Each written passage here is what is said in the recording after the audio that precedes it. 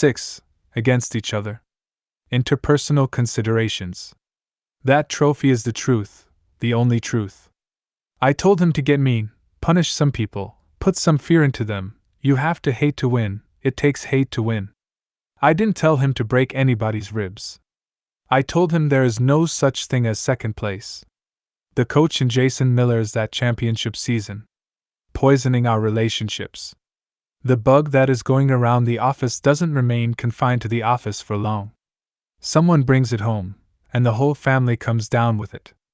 The disease that starts in the workplace is carried into living rooms and bedrooms. The disease is competition. In a society that trains us to regard our workmates as adversaries, we find no sanctuary in the private sphere. Industrial man, consciously or unconsciously, often considers not only his business rivals as competitors but also his sex partners, siblings, neighbors, and peers of his group, wrote Walter Weishaupt some 35 years ago. Never mind the office. The race to win is underway where you live. The pursuit of a lover is a competitive game in which success is called scoring. Would-be suitors jockey for position to take the prize, and they regard each other with suspicion or outright animosity. A couple forms, and the two find their love frayed by the need of each to outdo the other. Who has the bigger paycheck, the most friends, the sharper wit?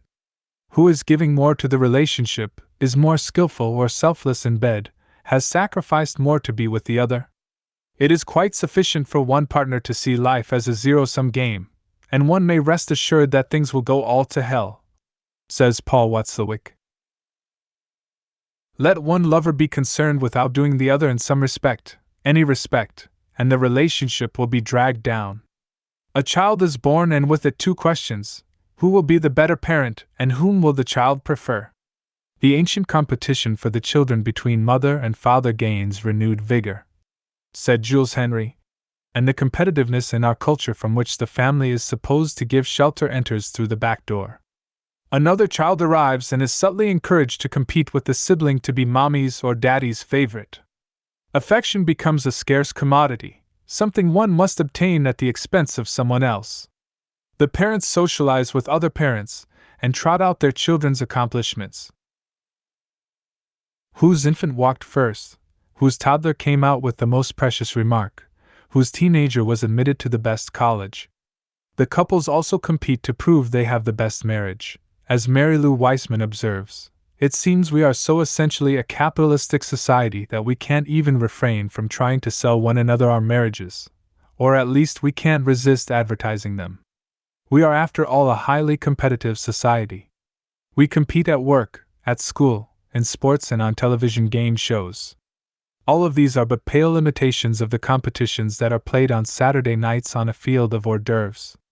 The measure of our domestic untranquility is the number of articles in the women's magazines on the subject. 17 and Glamour and Mademoiselle tell of competitions with best friends and boyfriends. Redbook and McCall's warn of familial struggles. The headlines read, "Can you bear it when your best friend gets ahead?" and "The Marriage Super Bowl," and "How to Cope with Friendly Competition."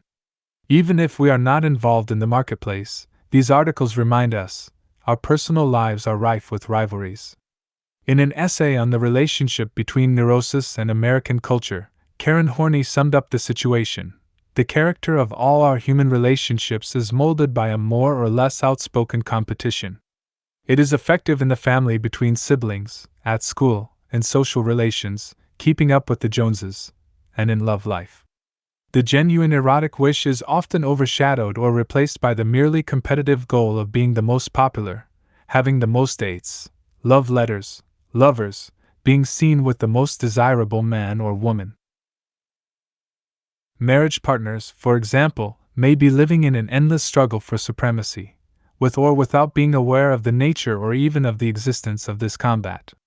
This state of affairs, Horney notes elsewhere, is all the more tragic since the same competitive forces in our society that generate anxiety, making our relationships so important as a coping mechanism, also undermine these very relationships. In a competitive society, there is nowhere left to turn.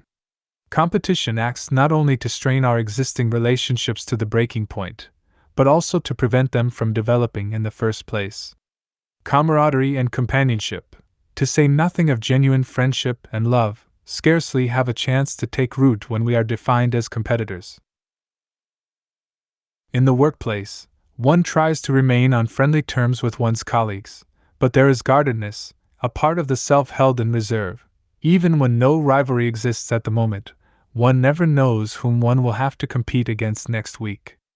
I was recently told that extended training seminars for computer programmers are sometimes set up as contests. One's ultimate status and salary are determined by how many programs one produces.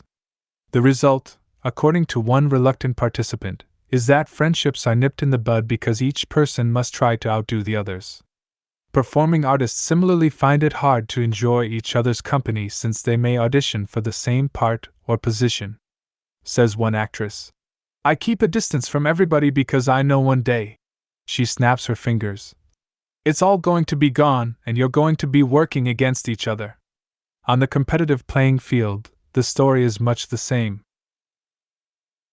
The occasional real friendship that develops is the exception that proves the rule. One article about professional tennis paraphrases an official as follows: "If it comes down to choosing between winning and maintaining a friendship, successful players sacrifice the friendship." He adds, "There's no place for sentiment. It's a matter of survival." The win/lose structure inevitably affects the priorities and temperaments of the individual players, according to sports psychologists Bruce Ogilvie and Thomas Tutko. A personality profile administered to 15,000 athletes revealed low interest in receiving support and concern from others, low need to take care of others, and low need for affiliation. Such a personality, the researchers conclude, seems necessary to achieve victory over others. Another study found that characteristics such as kindness, sympathy, and unselfishness are notably absent among successful athletes. Psychotherapist Lillian Rubin describes how such a personality likely takes shape. To win for his team, a boy beats his best friend. So, winning means also losing something precious in the relationship with a friend. For it is not likely that the two will compete on the football field and have a close and loving relationship off it, not likely that they can put on a show of invincibility during the game, and share their fears and vulnerabilities after it. Not very different, is it, from the world of work for which he is destined?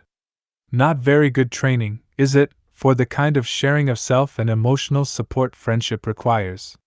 The assertion one sometimes hears to the effect that competition need not interfere with friendship assumes that our orientation towards someone can switch from supportive to rivalrous and back again, as if we were changing television channels. It is simply unrealistic to think that the hostility engendered by an experience during a contest will evaporate into thin air, leaving the relationship between the two individuals unaffected. I do not mean to say that no one has ever had a satisfying relationship with a competitor, but that competition inhibits such relationships, just as it corrodes the relationships we have already developed. This chapter is concerned with the reason this happens and the consequences it brings. Anatomy of a rival. Simply from knowing that competition damages self-esteem, we can predict that relationships will be in trouble. This seems to follow from Harry Stack Sullivan's comment in the last chapter to the effect that it is difficult for me to feel good about others when I don't feel good about myself. I feel my worth is in doubt, it is contingent on winning, so I am unable to extend myself to you. From her research with children, psychologist Carol Ames concluded that just such a connection between self-esteem and relationship exists. The experience of failure in competitive settings that resulted in depressed beliefs in their own ability is likely to affect negatively the child's own feelings of competence and self-worth and potentially interfere with future relationships with others. But the interpersonal consequences of competition do not depend solely on the psychology of the individual. Competition by its very nature damages relationship. Its nature, remember, is mutually exclusive goal attainment, which means that competitors' interests are inherently opposed. I succeed if you fail, and vice versa, so my objective is to do everything possible to trip you up. This attitude does not reflect a neurotic or sadistic orientation on my part. It is the heart of competition itself, because competition decrees that both of us cannot succeed. This effect is easiest to see where we compete face to face, but even where the contest is indirect, such as the diffuse pursuit of a consumer's dollar in which market share is gained at the expense of anonymous competitors, I will regard others, and correctly so, as stumbling blocks on my path. Under conditions of competition, the failure of others has the same relative effect as one's own success. So the failure of others is devoutly to be wished. It is a small step from wanting someone else to fail at a particular task to wanting bad things in general for that person. I come to associate your disappointment with my pleasure, even when we are not in a zero-sum situation. It is another small step to adopting an adversarial posture all the time. One fails to distinguish between those others who are rivals and those who are not, at least for the moment. Put the two tendencies together, and the pattern of behavior that emerges is one of treating virtually everyone as inimical to one's own goals and wishing them ill. In a competitive culture, writes Henry, anybody's success at anything is one's own defeat, even though one is completely uninvolved in the success. Earlier I referred to a study demonstrating that American children often choose to take away another child's toy despite the fact that they have nothing to gain from this. The experiment, with 7 to 9-year-olds, found that 78% of the Anglo-American children, who presumably had become well accustomed to competition, took the other child's toy away for no other reason than to prevent the other child from having it. Mexican children, whose socialization had been less competitive, did so only half as often. Indiscriminate rivalrous behavior can be explained according to simple principles of learning theory. Baby Albert, the hapless subject of John B. Watson's classic 1920 experiment, was exposed to a loud noise every time he saw a white rat. He thereby learned to fear the rat, but also, though unexpectedly, to generalize this fear to everything furry. It is much the same for the rest of us. When we repeatedly encounter people under competitive conditions, we will spontaneously begin to regard all others as rivals and treat them accordingly.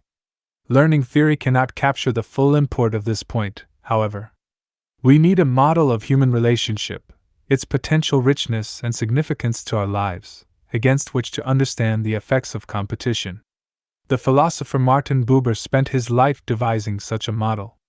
For him, the fulfillment of human life was relationship, the realm of the interhuman. Buber described the wondrous possibility of treating another person not as an it, but as a thou, not as a means but as an end, so that each becomes aware of the other, and is thus related to him in such a way that he does not regard and use him as his object, but as his partner in a living event. This possibility depends on my coming to understand our common humanity, which is to say, coming to see that your needs and feelings are analogous to my own. Now clearly I know myself as a center of experience, the one who perceives and acts in and reflects on a world. All of existentialist thought is a kind of rebellion against the intellectual systems and real-world practices that crush or deny my subjectivity by reducing me to a part of a crowd, a scientific datum, a pale approximation of some transcendent reality. What Buber adds to this assertion of my subjectivity is the necessity of affirming your subjectivity as well. You are not just a part of my world but the center of your own. Some night while you are driving along a highway, try to imaginatively capture the reality of the other drivers. Each set of headlights represents a person who is, like you, on her way somewhere. In other situations, look deeply into someone's eyes and try to grasp the fact that this is a person who is not just being watched but is a watcher, just like you. If you succeed at reclaiming the subjectivity of the other, you will be unable to hurt him, or even to dismiss him. You can dismiss an abstraction, a jock, some bureaucrat, that schizophrenic. You can mistreat an object, a piece of ass, a terrorist. But as soon as you come upon a human being, you will be moved to share yourself with him, to care for him. It will be far more difficult to hurt his feelings or ignore him, or simply analyze him.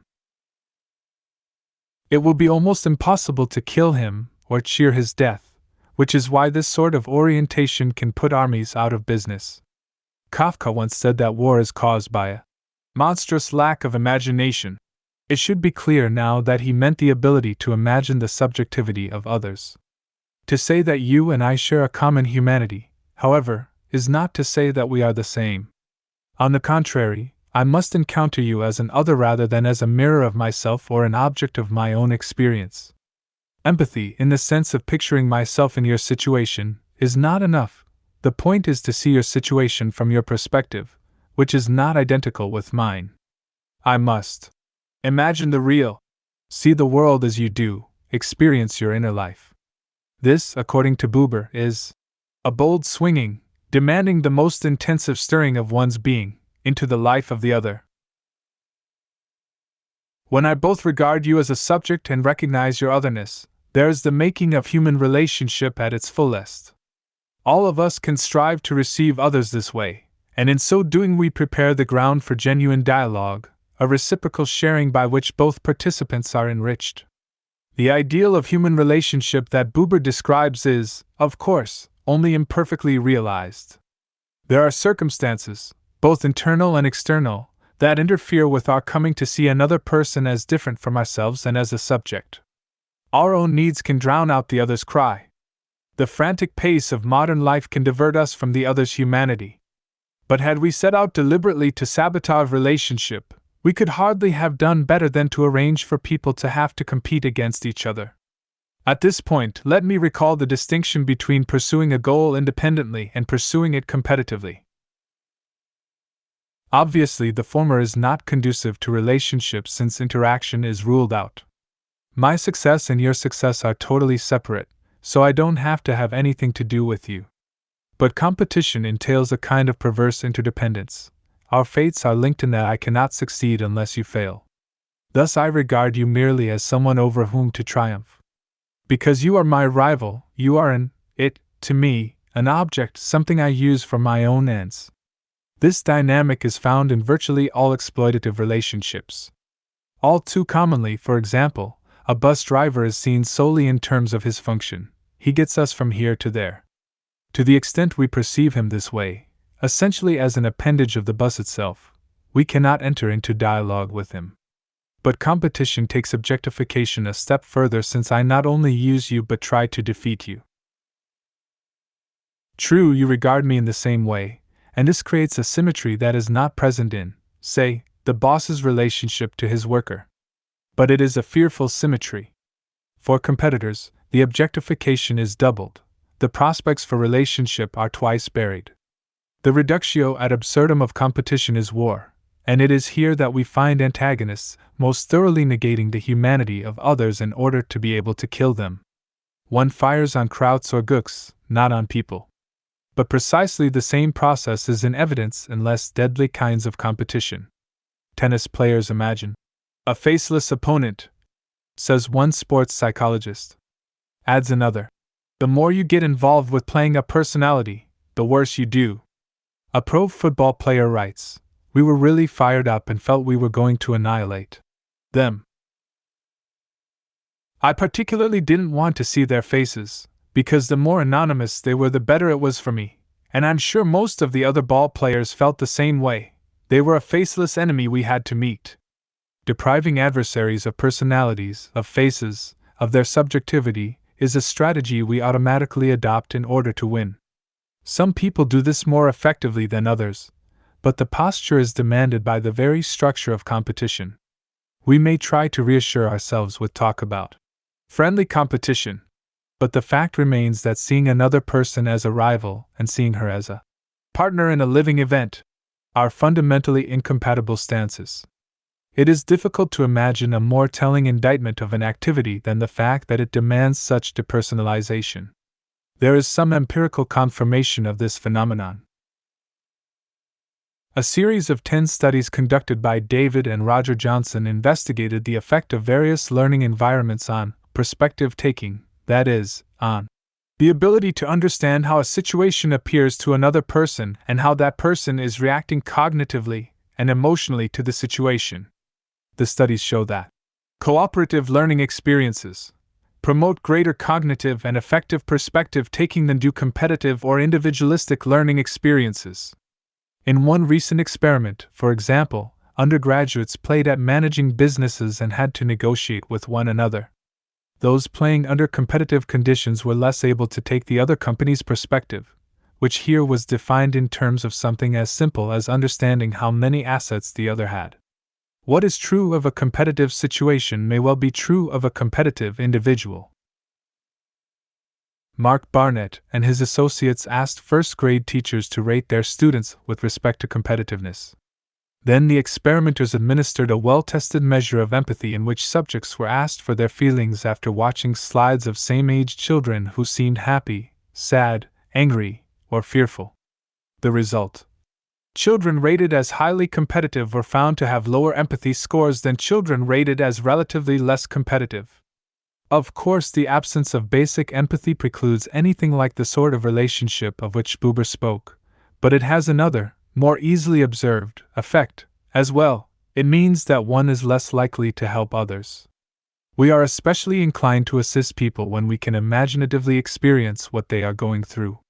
If empathy encourages altruism and competition depresses empathy, then we should find an inverse relationship between competition and altruism, and so we do.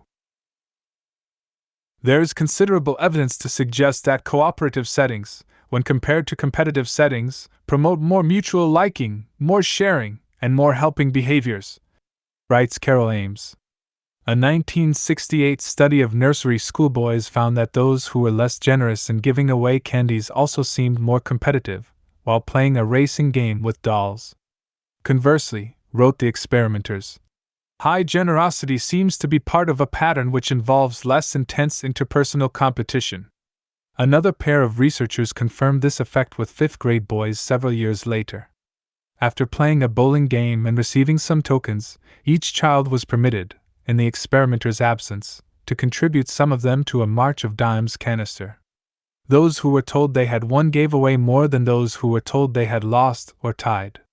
But those who had played non-competitively contributed the most of all.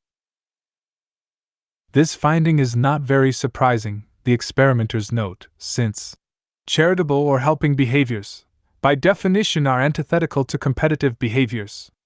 The point here is not that competitive individuals never give money to charity.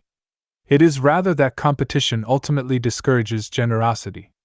While we pay lip service to helping people in our culture, or write an occasional check to the United Way, our fundamental orientation toward others is trying to beat them. Because success seems to entail this, we subtly discourage our children from being too concerned about the welfare of others. Parents generally want their children to be able to compete successfully. And how can they compete if they're altruists? Asks Maya Pines rhetorically. Now it may be possible to fall short of Buberian dialogue while still coexisting amicably. But competition's effects run far deeper than simply closing off an ideal. It tends to turn our relationships into something distinctly unpleasant. Here again is Karen Horney. Competitiveness creates easily aroused envy towards the stronger ones, contempt for the weaker, distrust towards everyone. So the satisfaction and reassurance which one can get out of human relations are limited and the individual becomes more or less emotionally isolated. Let us take these three consequences: envy, contempt, and distrust, in turn. To envy another person is to want what he has and to resent him for having it. As is usual for familiar and disturbing characteristics, we tend to assume that this is part of human nature. But desire is largely a social creation, and so is the distribution of what is valued. Competition creates a prize status where none existed before, thereby giving us something to desire. Then it ensures that not everyone can get it. Finally, competition requires that those who obtain the reward can do so only by defeating everyone else. Both the objective and subjective conditions for envy are established, in other words, restricted access to something desired and a, quite accurate, belief that someone else has got it at one's own expense. Even if no social arrangement could do away with a taste for what others have, competition adds the sour flavor of resentment. It is the latter that spoils relationship. Indeed, Bertrand Russell once wrote, "There is, so far as I know, no way of dealing with envy except to make the lives of the envious happier and fuller, and to encourage in youth the idea of collective enterprises rather than competition." Contempt for others is induced by competition in two ways. First, envy for what the winners have, and bitterness at their having it, easily congeals into enmity. Jules Henry spoke of how we encourage this feeling in the classroom, since all but the brightest children have the constant experience that others succeed at their expense, they cannot help but develop an inherent tendency to hate the success of others, to hate others who are successful, and to be determined to prevent it. Along with this, naturally, goes the hope that others will fail. The second kind of contempt, the sort that Horney had in mind, is directed at the losers. It derives from the effort of winners, and here we may specifically point to the economically privileged, to justify their success by maintaining that winning is their natural reward for being winners. This is not a tautology. Certain people are believed to enjoy the status of being winners in advance of actually winning.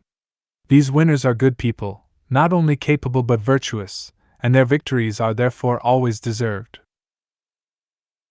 The corollary to this is that those who lose deserve their fate, too, and merit only contempt. We usually do not spell out these assumptions, but they color our perception of winning and losing. They probably are the legacy of social Darwinism, which, as the historian Richard Hofstadter pointed out, supplied the competitive order with a cosmic rationale. Competition was glorious. Just as survival was the result of strength, success was the reward of virtue. George Orwell, reflecting on his school days, put it this way: virtue consisted in winning. Life was hierarchical, and whatever happened was right. There were the strong, who deserved to win and always did win, and there were the weak, who deserved to lose and always did lose, everlastingly. Despite the outrageous arrogance of this view, winners are sometimes successful in persuading losers of its validity. This has two consequences. 1. The losers' contempt for the winners is mixed with self-contempt, and 2. The losers will set about not to change the system, a move that would in any case be dismissed as sour grapes, but only to become a winner next time. Thus there is no one to press for structural change. The contempt for losers, then, not only tears at the fabric of human relationship but functions as a powerfully conservative force. Finally, there is the matter of distrust. Love, of course, is based on trust, but so, to a lesser extent, is our ability to function in any social system. Even if we are mere acquaintances, you and I expect certain things from, and are vulnerable to, each other. But set up a system where we must compete against each other, and a breeding ground for distrust has been established. Indeed, why should you trust me if I have every reason to want you to fail? Distrust spreads rapidly, too. First, because I am never sure that you might not become my rival even if you are not at present. Second, because, as discussed earlier, we generalize what we learn to new environments. And third, because a vicious circle is generated, in which I respond in kind to your attitude. Disclosing myself to others can be considered a key element of psychological health and is, at any rate, an important part of relationship. But competition erodes the trust on which disclosure depends. Whatever I tell you about myself or do to help you will, in a zero-sum situation, be at my own expense. In a competitive culture, we come to look at each other through narrowed eyes. When we compete, then, we objectify others, lose our ability to empathize, become less inclined to help. A chasm opens up between us, leaving us distrustful, envious, and contemptuous. The father of family therapy, Nathan Ackerman, saw the sad legacy of competition in the home. The strife of competition reduces empathic sympathy, distorts communication, impairs the mutuality of support and sharing, and decreases the satisfaction of personal need.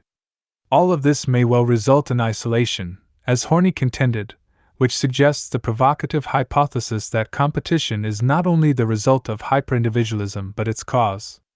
The chief result of competition, though, as Ackerman observed and as should by now be clear, is strife. Competition of any kind is a sort of battle, a hostile encounter. The following section will investigate this closely. Aggression. What is the relationship between competition and aggression?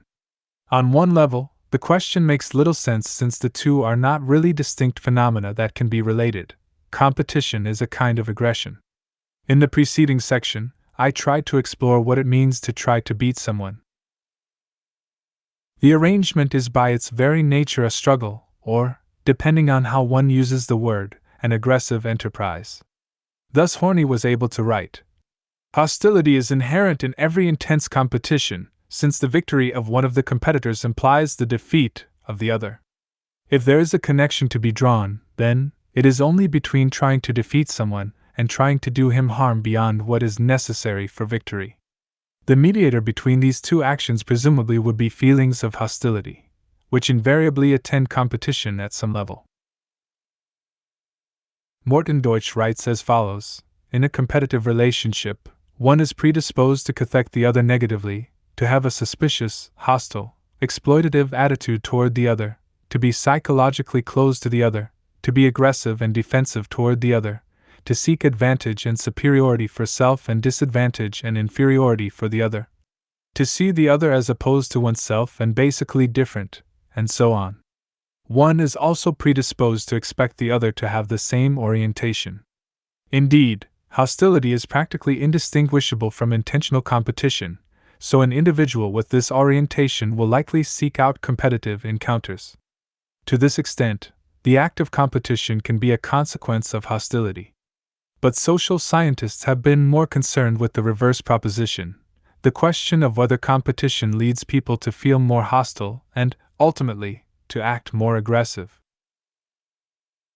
Once upon a time, theorists speculated that participation in or controlled exposure to competitive sports or other aggressive behavior would drain off one's reservoir of aggression.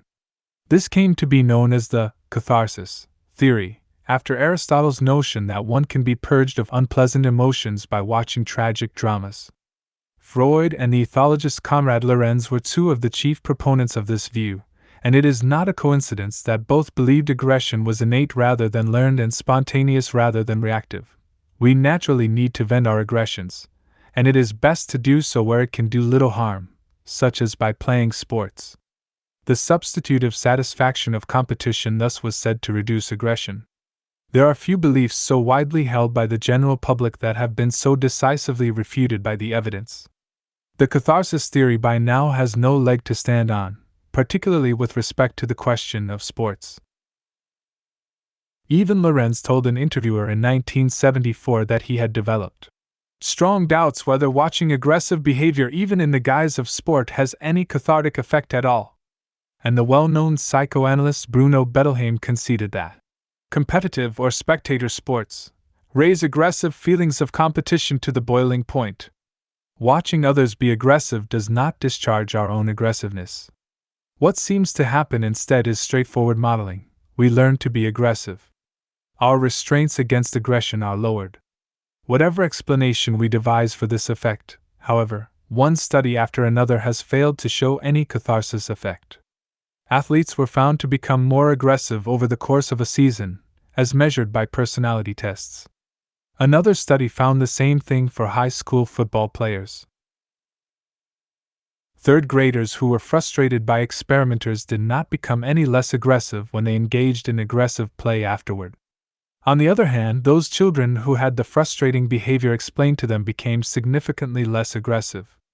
Elementary school-aged boys were more likely to shove or hit their peers if they had watched a boxing film. A cross-cultural study revealed that where we find warlike behavior we typically find combative sports, and where war is relatively rare combative sports tend to be absent. This refutes the hypothesis that combative sports are alternatives to war as discharge channels of accumulated aggressive tension. If the catharsis theory were true, sports and war would be inversely related across cultures. In fact, they are directly related. Those social scientists who have reviewed or conducted the research on catharsis speak with one voice. Innumerable studies of aggression in children have illustrated that attempts to reduce aggression through the use of aggressive and vigorous play therapy have the opposite effect. Sports participation may heighten aggressive tendencies, says one. Engaging in aggressive sports or observing aggressive sports typically leads to increased rather than decreased aggression, says another. Participation in competitive, aggressive sports may more rightfully be viewed as a disinhibition training that ultimately promotes violent reactions, says a third. And from yet another source, the balance of evidence is that sports involvement may heighten arousal, produce instances of aggressive behaviors and their reward, and provide a context in which the emulation of such behaviors is condoned. Faced with such evidence, proponents of competition can no longer use catharsis to justify the aggressiveness of sports. Their last refuge is, as usual, the myth of human nature. Michael Novak, for instance, asserts that the human animal is a warlike animal, and that sports merely dramatize conflict. But whether or not we are unavoidably aggressive, and the data suggests that we are not, one cannot argue in good faith that sports merely dramatize conflict. The studies demonstrate that athletic competition not only fails to reduce aggression, as catharsis theory would predict, but actually encourages it. This is not really surprising given that sport represents a kind of circumscribed warfare, something pointed out not only by such critics as George Orwell, who called it war minus the shooting, but also by generals. It was Wellington who said that the Battle of Waterloo was won on the playing fields of Harrow and Eton. It was Douglas MacArthur who said, "Upon the fields of friendly strife are sown the seeds that, upon other fields, on other days, will bear the fruits of victory." And it was Eisenhower who said that the true mission of American sports is to prepare young people for war. The point is not that athletes will rush to enlist, but that athletic competition both consists in and promotes warlike aggression. There have been numerous anecdotal and experimental accounts of the relationship between violence and sports, but probably the most famous investigation was the series of studies conducted between 1949 and 1954 by Muzaffar Sharif and his colleagues. In the so-called Robbers Cave experiment, named after the area of Oklahoma where it took place, the researchers took a group of normal 11 and 12-year-old boys at a Boy Scout camp and divided them into two teams. These teams, the Rattlers and the Eagles, lived for 3 weeks in separate cabins and were pitted against each other in such competitive games as baseball, football, and tug-of-war, with prizes for the winning team. The hypothesis was that situations where one group could be successful only at the expense of the other, i.e., competition, would promote generalized hostility and aggressive acts. This is exactly what happened. The boys began taunting and insulting each other, in some cases turning against good friends who were now on the opposing team. They burned each other's banners, planned raids, threw food, and attacked each other after the games and at night. It is important to realize that there was no difference between the members of the two teams. They were in all respects homogeneous. Only the fact of structural competition can account for this hostility. The practice of dividing children into teams for a series of competitive encounters is still common in summer camps. These teams often are identified by colors, and the affair is aptly known as color war. It is a dreadful spectacle, a study in humiliation and rage, which I witnessed over several years as a camp counselor. Even very young children understand that the only thing that matters during the war is the relative standing of their team. Everything must be sacrificed for the Blues or Whites, and fervent loyalties develop as soon as the arbitrary team assignments are announced. Erstwhile friends on the other side are now met with a coldness that often erupts into nastiness. In the camp where I worked, the competition extended beyond sports. Writing cheers and participating in a sort of quiz bowl ensured that non-athletic youngsters, too, could use their skills in rivalrous fashion. Indeed, one regularly finds hostility boiling up in chess matches, interscholastic debates, and any other sort of recreational competition one cares to mention. Athletes have no patent on aggression. Competition does not promote aggression merely on the part of participants. Fan violence is a frequent companion to sports, from high school students pelting the opposing team's bus with rocks to the death of 300 soccer fans in a 1964 brawl in Peru. In 1971, 66 people died in similar fashion in Glasgow. In 1985, it was 38 in Brussels. Looting and rioting regularly occur in U.S. cities following a hometown victory in the Super Bowl or World Series. After each such incident, Pundits and political leaders scratched their heads and tried to imagine what could have caused such senseless behavior. The Brussels riot, begun by Liverpool youths, produced hypotheses ranging from alcohol to the British character. The one cause that was not considered was the effect of competition itself. In any case, the frequency of such behavior on the part of fans again disproves the catharsis theory. There are so many cases of spectators becoming violent as a result of an emotionally pitched game, says Terry Orlick, that we have to wonder why the notion persists that the viewers will lessen their aggressive inclinations by seeing the game. Clearly, someone forgot to tell these fans that watching highly competitive or aggressive sports is supposed to subdue their aggressive tendencies. It would be a mistake to confine a discussion of competitively inspired aggression to sports. Games, after all, are supposed to matter less than the rest of life. They are offered as something playful and fun.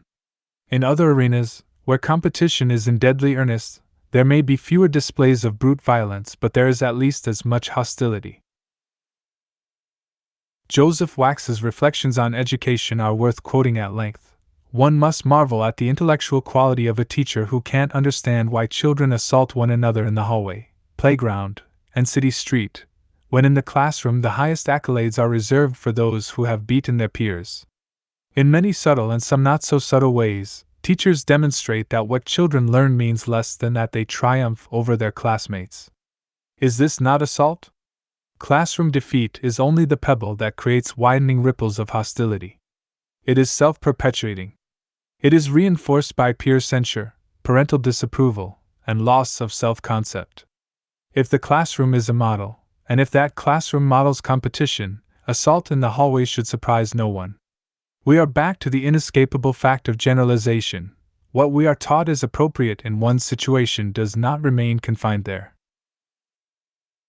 Competition spreads to other arenas, assumes other forms, and along with it, as part of a package deal, goes aggression. One interesting bit of evidence here relies on an empirical tool known as the F-scale that was devised by the social theorist Theodor Adorno and his colleagues some years ago. People whose answers to certain questions led to their being classified as high on the scale were said to be aggressive as well as destructive, cynical, authoritarian in their thinking, and enamored of power and toughness, among other things. Harold Kelly and Anthony Stahelski, in an influential 1970 article based on Prisoner's Dilemma research, concluded that persons low on the F-scale and similar personality measures are like the cooperative persons identified in the present game research, while high scorers on the F-scale seem to correspond to the competitive type. I cite this correlational finding because it pertains to long-term personality patterns, something about which, at least with respect to competition, we have little data. As we have already seen, though, there is good evidence of a causal link between competition and aggression. Some have explained this evidence in terms of the theory that aggression results from frustration. Originally, the connection was proposed in just such simple terms. Today, the paradigm has been refined. Many theorists propose that competition generates a high level of arousal, meaning that we may not immediately become aggressive as a result, but that we are predisposed to respond in this way if we are then frustrated by something. Of course, most of us encounter frustrations all the time, so the competition-aggression link remains fairly solid. This theory neatly explains why losers become aggressive, but it raises the question of why winners, or fans of winning teams, do so as well.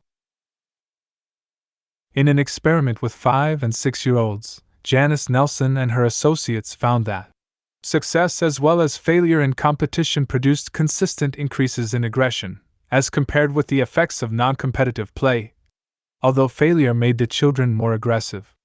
Another study, which first involved watching an adult be aggressive, discovered that the boys who won a subsequent competition were more aggressive than those who failed. Such findings suggest two possibilities. 1. Competition generates aggression as a result of something other than its capacity to frustrate participants. Or, 2. Even winning is not enough to eradicate the frustrating elements of competition. The authors of the second study prefer the latter hypothesis. Whether successful or not, competition is considered a frustrating experience because of the threat of defeat and the unpredictability of the outcome. In any case, it is quite clear that the hostile encounter called competition, on the playing field and in other contexts, for both participants and spectators, leads us to become more aggressive. RX, cooperation. Competition is the worst possible arrangement as far as relationship is concerned. There may be drawbacks to working or playing or learning independently, but at least this does not place us in the position of viewing each other as enemies. Happily, though, we do not have to settle for the lesser evil of isolation. There is a third approach, cooperation, which has a powerful positive effect on relationship. Chapter 3 showed that working together is more productive. Now I want to emphasize a somewhat less surprising but equally consequential finding. When we cooperate, we are inclined to like each other more. Even in a mercilessly competitive society, there are pockets of cooperative activity, enough, at least, so that each of us knows what it is to work with others to paint a room, prepare a report, cook a meal. To remember such experiences is to know that cooperation encourages us to view our collaborators favorably. It is to understand how cooperation teaches us, more broadly, the value of relationship. Cooperation means that the success of each participant is linked to that of every other. This structure tends to lead to mutual assistance and support, which, in turn, predisposes cooperators to feel an affinity for one another. At the very least, cooperation offers an opportunity to interact positively, which independent effort does not and which competition actively discourages. At the most, it provides an irresistible inducement to do so. There is by now an impressive pile of studies substantiating these conclusions, but their findings seem so predictable that I will review them only briefly. David and Roger Johnson conducted a precise statistical analysis of 98 studies on this issue published between 1944 and 1982. Their collective finding, cooperative experiences promote more positive relationships among individuals from different ethnic backgrounds, between handicapped and non-handicapped individuals, and more homogeneous individuals than do the alternative arrangements cooperation with intergroup competition, interpersonal competition, and individualistic experiences. As of 1985, the Johnsons themselves had conducted 37 studies of interpersonal attraction under different learning arrangements. 35 of them clearly showed that cooperation promoted greater attraction, while the results were mixed in the other two. Interpersonal attraction is a catch-all phrase that stands for quite a number of positive effects. Among them, encouragement given. Research by Brenda Bryant discovered that children who worked cooperatively more actively encouraged and supported the self-enhancement of others than children from a competitive or individualistic learning environment. Encouragement received. Other studies have shown that students perceive such encouragement and support from their peers in a cooperative setup. Sensitivity. Gillian King and Richard Sorrentino found more sensitivity to the needs of others displayed in cooperation. Their experimental subjects also reported that cooperative situations were much more pleasant than competitive situations. Other orientation. Children can more readily move beyond a self-centered orientation and begin to take others into account once they are placed in a cooperative environment, reported Emmy Pepitone and her colleagues. Perspective-taking, cooperation, as I noted earlier in this chapter, is by far the best way to promote perspective-taking. People tend to see things from the other person's point of view when they are working with, rather than against, each other. Communication is improved through cooperation. Deutsch's classic experiment with undergraduates showed that when students worked cooperatively, more ideas were verbalized, and members were more attentive to one another. They had fewer difficulties in communicating with or understanding others.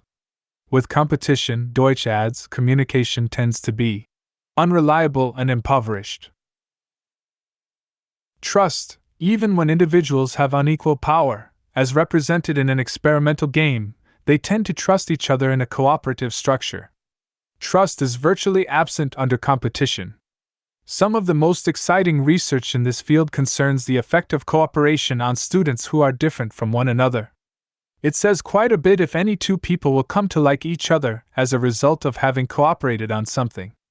But it says far more if the same thing happens with people of different abilities or ethnic backgrounds.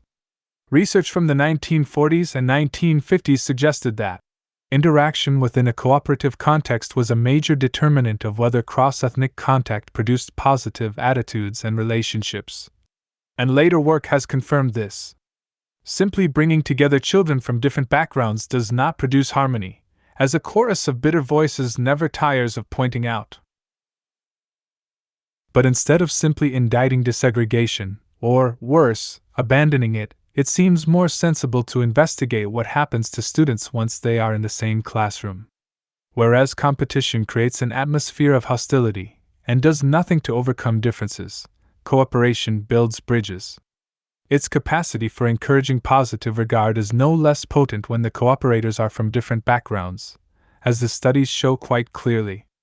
And this effect is not limited to class projects. Once cooperative learning brings children together, they continue to enjoy spending time with each other. After the lessons are over, students in cooperative classrooms socialize more heterogeneously than those in competitive or independent learning situations. In all, cooperation points the way to what child development researcher Urie Bronfenbrenner once called a curriculum of caring. Implicit in all of this is a truth that many people may find disconcerting. How we feel about other people is often put down, rather vaguely, to chemistry, not a subject for social science research, but a beguiling mystery to be wondered at by poets and songwriters. Even if we are willing to scrutinize patterns in our relationships, we tend to see them as a function of other people's behavior and personality. We like people who are likable. But the implication of what I have been reporting in this chapter is that our attitudes about others are largely dependent on the structure in which we interact. I do not mean to suggest that an individual's actions are irrelevant to how I regard her. Neither do I believe that science can, or should, eliminate all mystery from what happens between two people, or reduce the uniqueness of each relationship to generalizable laws. Still, there is no escaping the fact that the texture of our relationships depends to a significant degree on the context in which we come to know each other.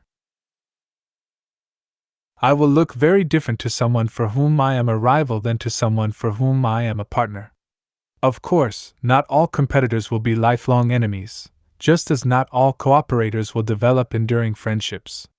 But a predisposition toward hostility or attraction undeniably develops as a result of the structure under which we deal with one another. That is what the evidence, and if we think about it, our own experience, demonstrates. We versus they. The benefits of cooperation are so compelling that it seems even a competitive society must take notice. But how can such a society allow its members to taste the fruits of working together while still socializing them to keep the larger competitive framework? The answer is intergroup cooperation with intergroup competition. Work with some others, but do so in order to defeat everyone else.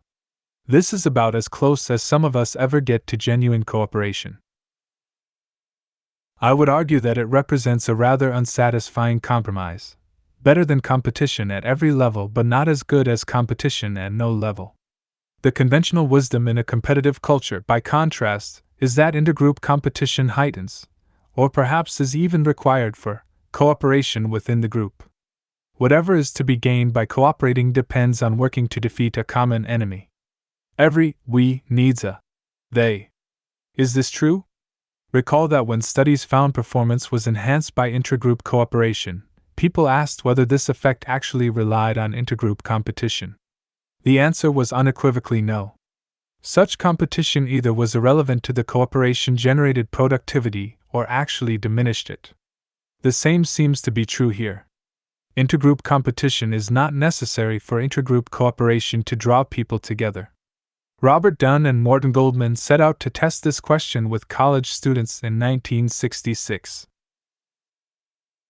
They found, first, that intergroup competition led subjects to view those from other groups negatively, and second, that intergroup competition was not helpful in developing feelings of acceptance within each group. Such rivalry, they concluded, may not only be unnecessary, but may do social harm through the intergroup tensions that it arouses. The Johnsons, too, paid attention to this issue when they analyzed the results of scores of studies on interpersonal attraction. They found that subjects tended to like each other more where cooperation did not take place in the context of intergroup competition. Finally, A 1985 study confirmed that intergroup cooperation promoted more positive cross-ethnic and cross-sex relationships than did intergroup competition. These results disconfirm the position that competition among groups leads to attraction among collaborators. And they provide some support for the position that the more pervasive the cooperation, the greater the interpersonal attraction. If these data seem surprising, it may be because we have confounded interpersonal attraction with group unity. The latter is associated with loyalty to the group as such, and often with uniformity among its members. Thus, the citizens of a nation will indeed wave their flags more vigorously when they have been persuaded that another nation poses a threat. This phenomenon is not at all what I have been discussing. Allegiance to a country or school or corporation does not necessarily promote sensitivity, trust, better perspective taking, and so on among those in the group. Conversely, liking the individuals in my group does not mean I will reify and then glorify the group itself. Intergroup competition may be necessary for chauvinism, but not for relationship. There is another reason that intergroup competition does not promote cooperation. Just as competition spreads from the workplace to the home, so it leaks from intergroup to intragroup level. This is partly the result of generalization of learning. It is not so easy to view some people as competitors, with all the attendant hostility, and then wipe away this orientation with respect to other people, those on the same team. The proof is in the furious competition for starting positions or higher salaries among athletes on the same team. This pervasive phenomenon does not mean that competition is an irrepressible part of human nature. It means that the most effective way to set up cooperation does not involve tacking on competition at another level. Far better is cooperation at both the intergroup and intragroup levels. When hostility mounted during the Robbers Cave experiment, Sharif at first tried to unite the two teams by having them combine forces to beat a team from another camp. It didn't work. The short-term effects of this common enemy were to induce cooperation for our camp to beat theirs. However, when the common enemy was gone, the two rivals quickly retreated to their own in-groups, still unwilling to cooperate in other activities across group lines. Further, had we continued the common enemy approach, we would have ended by merely enlarging the scope of the generalized effects of win-lose competition that had already occurred within our camp. In effect, we would have had a bigger war. Sharif finally did end the vicious rivalry between Rattlers and Eagles by setting up superordinate goals for the boys to meet. These were tasks, such as pulling a truck up a hill or fixing the water supply system, in which the two groups had to cooperate, but without competing against anyone else. Up until now, I have been arguing that intergroup competition is not necessary for cooperation. Now I want to add that this arrangement is also positively undesirable. Consider the case of celebrating one's hometown. There is nothing offensive about the slogan, "I love New York," except, perhaps, its dilution of the word love. This straightforward affirmation, however, is unusual today. Far more common is the defiant assertion that one city is number one. As Michael Parenti has observed, the lack of a sense of community does not prevent Americans from identifying with larger collective entities such as a school, a town, or the nation. But even this identification is expressed in terms that are competitive with other schools, towns, or nations. And Frank Trippett, in a Time magazine essay that chucklingly approves of such competition, acknowledges that local chauvinism habitually thrives on the disparagement of rival places or areas. In a competitive culture, it is not sufficient to say that one is glad to live where one does. One must derogate all other towns and shout oneself hoarse about one's own town's being the best. Our usual reaction is, with Trippett, to dismiss such rivalry as harmless fun. This is also the prevailing view of sports, and, for that matter, of any other competition that stops short of killing. But the sort of affirmation that is concerned with besting others, the sort of camaraderie that develops from working to beat another group, or from simply proclaiming the superiority of one's own, has an ugliness about it that I believe is intrinsically objectionable. Camaraderie is desirable, all things being equal. But all things are not equal when the feeling is derived from derogating an outgroup. As to the defense that it is all in fun, I am reminded of the person who cruelly taunts someone and then remonstrates. But I was only kidding! Beyond such principled objections are the practical problems. Sharif's fear of starting a bigger war is worth taking very seriously. The we versus they structure and the attitude that accompanies it are, after all, at the heart of every war. It is one thing to feel hostile in a contest that pits one individual against another. It is something else again to stoke the aggressive fires that rage in group rivalries. One need not believe aggression is inevitable in human life to point out how horrible are the results of multiplying hatred by the number of people in a group. More, the whole of competitive fury, like that of cooperative creativity, is greater than the sum of its parts. It is not readily apparent how we can end the awful legacy of nationalism, the tensions among countries that now threaten our very existence. But it is quite certain the answer does not lie in more rivalry, even the kind that is supposed to be good-natured. After dinner, speakers urge us to rechannel our military competition into an effort to be number one in scientific or cultural endeavors. However uncontroversial this may sound at first hearing, it actually makes no more sense than the catharsis theory from which it borrows. Never mind that international scientific competition is likely to be far less productive than cooperation. The point here is that competition of any kind establishes an antagonism that contributes to, rather than deflects, feelings of hostility. The same is true for the Olympics, as George Orwell saw nearly 40 years ago, even if one didn't know from concrete examples that international sporting contests lead to orgies of hatred, one could deduce it from general principles. The whole thing is bound up with the rise of nationalism, that is, with the lunatic modern habit of identifying oneself with large power units and seeing everything in terms of competitive prestige. I do not, of course, suggest that sport is one of the main causes of international rivalry. Big-scale sport is itself, I think, merely another effect of the causes that have produced nationalism. Still, you do make things worse by sending forth a team to do battle against some rival team, and allowing it to be felt on all sides that whichever nation is defeated will lose face. Intergroup competition is too high a price to pay for intragroup cooperation, and it is fortunate that it does not have to be paid. Intergroup competition also is not the way to bring harmony and good fellowship to a brittle planet.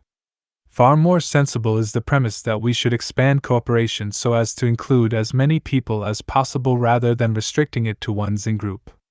There are enough problems, enough superordinate goals, to occupy us indefinitely, and our work on them will have the felicitous consequence of binding us together if we join in solving them. Even if no individual can actively cooperate with everyone, he surely can approach others prepared to cooperate. Students can learn together in groups, and then share their insights with other groups.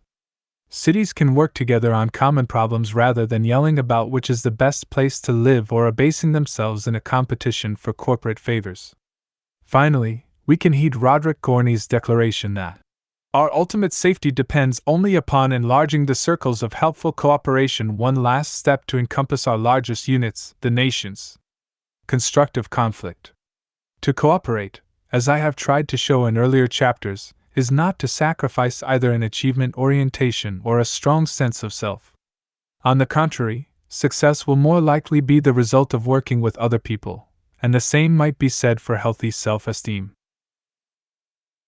Here I would like to rescue cooperation from yet another misconception. It does not imply some idyllic state of harmony among participants. To the question, "But how do you expect people to agree on everything?" we answer, they won't. And that's why a cooperative framework for dealing with disagreement is so critical. Conflict, per se, is not harmful. In fact, its absence suggests people who are frightened to challenge a superior, resentful, or bereft of their rational faculties, as the total agreement among cult members demonstrates. Children know that disagreement exists. To force them to agree in a classroom is to ask them to deny reality, and it is to deprive them of a real education. It is no coincidence that the word challenge means both to require someone to use her full range of abilities and to call something into question.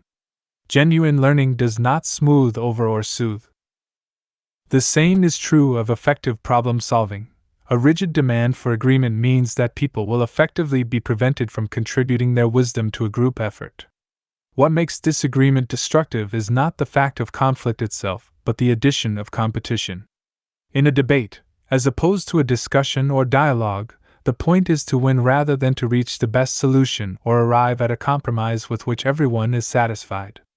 Listen in at a board meeting or a dinner party, and you can hear the difference between someone's participating in an exchange of ideas and someone's trying to score points. Both are examples of conflict, but only one involves competition. Morton Deutsch spelled out the distinction. A cooperative process leads to the defining of conflicting interests as a mutual problem to be solved by collaborative effort. It facilitates the recognition of the legitimacy of each other's interests and of the necessity of searching for a solution that is responsive to the needs of all. It tends to limit rather than expand the scope of conflicting interests. In contrast, a competitive process stimulates the view that the solution of conflict can only be one that is imposed by one side on the other, through superior force, deceptions, or cleverness. The enhancement of one's own power and the minimization of the legitimacy of the other side's interests in the situation become objectives. When Deutsch refers to the use of superior force to resolve competitive conflict, he is not talking only about firepower. Tyranny of the majority usually takes place through voting. Trying to round up votes for one's position or candidate has more in common with coercion by force than it does with working cooperatively to achieve consensus. One of the reasons that conflict nested in competition can be ended only by some appeal to power is that competition interferes with communication. The difference between cooperation and competition is the difference between listening to each other's points of view and twisting each other's arms. Cooperative conflict represents what Roger and David Johnson have called friendly excursions into disequilibrium, and their classroom studies have made three things clear. 1. Students like it. In one study, arguing was less upsetting to 5th and 6th graders who participated in cooperative conflict than to those who had not. In another, students were more enthused about cooperative conflict than about either independent learning or a concurrence seeking model in which discussion was inhibited so as to minimize disagreement. There was considerable dislike for debate in a third study, while not a single objection was raised against cooperative conflict. 2. Students learned from it. Achievement tests revealed better comprehension under cooperative conflict than under concurrence seeking or independent learning. A second study confirmed that this was true for high dash, middle dash, and low ability subjects. 3. It promotes interpersonal attraction. There were greater feelings of peer academic support and personal acceptance, and greater accuracy of perspective taking in cooperative conflict than in concurrence seeking, debate, or independent learning situations. This last finding may be the most compelling. We feel better about each other when we air our differences than when we pretend everyone agrees. But such an airing must take place in the context of working with, rather than against, each other. Structural cooperation is not at all inimical to conflict. It simply allows conflict to work most productively by keeping out the poisonous hostilities of a win-slash-lose arrangement.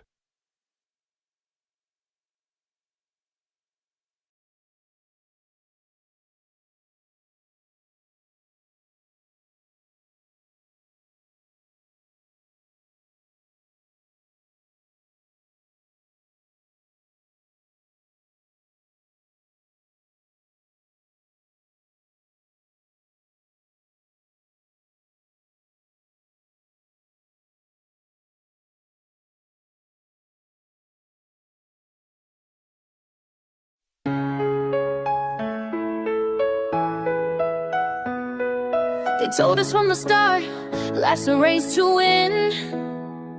Climb the ladder, guard your heart, don't let no one in. But what if there's another way, a path we've never tried? Where rising up means lifting those who walk right by our side. We're better together, not made to compete. Stronger in harmony, not in defeat.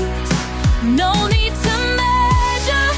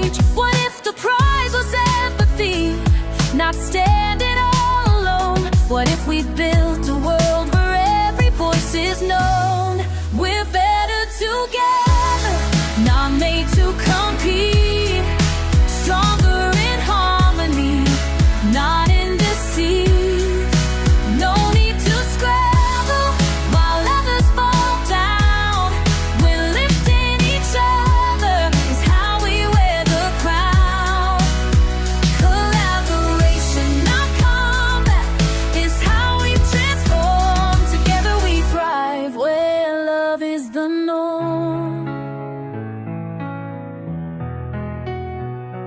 No contest, no rivalry, no need to be the best. Just honest hearts and open arms, let go of all the rest. The world is wide enough for all to find their place. Let's build a better way where kindness wins the race. We're better together to lead. True success blossoms in meeting the need. A world where we care, where no one's left out. That's what this love can be all about. Cooperation's the key that unlocks the door. Together we shine, not rich versus poor.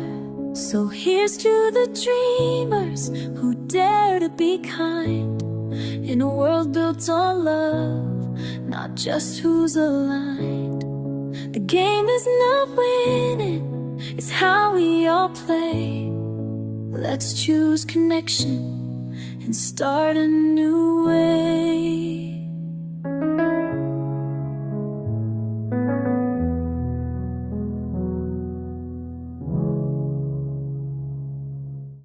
Imagine no competition, a world where we cooperate. Try to think of it if you can. Wouldn't it be great? Imagine everyone living for the here and now.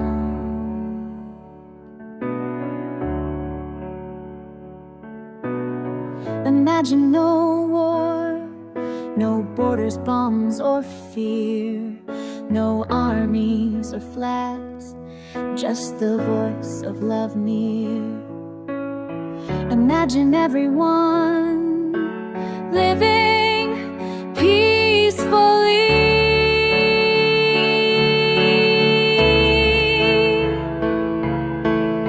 Some people call me a dreamer,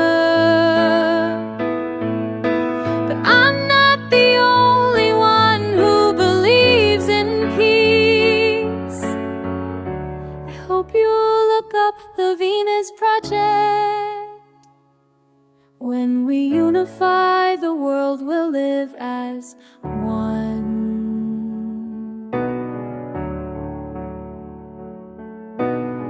Imagine no religion, no dogmas to divide, no judgment or exclusion, just science as a guide.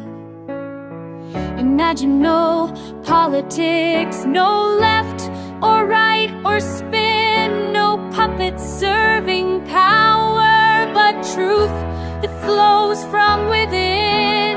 Imagine no pollution, no smog filling the air, just open minds and kindness, and no modern art giving us despair. Imagine everyone sharing our planet Earth.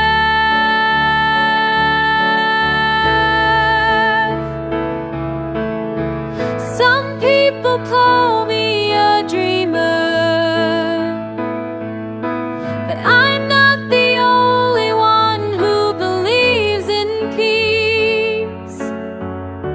I hope you look up the Venus Project. When we unify, the world will be as one.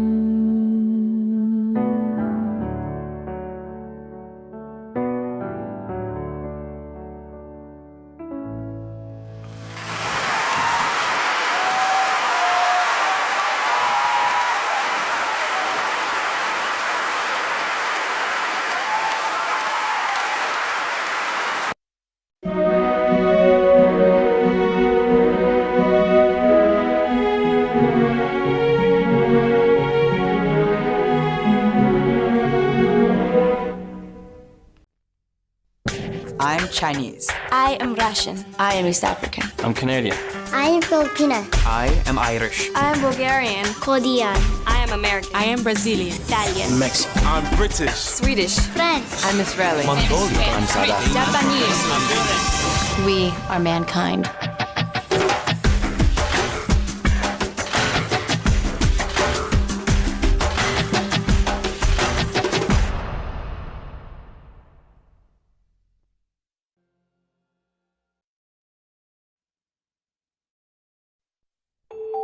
The world I see is fair and free, where people can travel wherever they please, and children can eat and have shoes on their feet, and not be afraid when they walk on the street. It's not like there has to be rainbows and bunnies, or streets full of people all dancing like dummies, but freedom to live, to learn, and to play, to just be yourself and think your own way.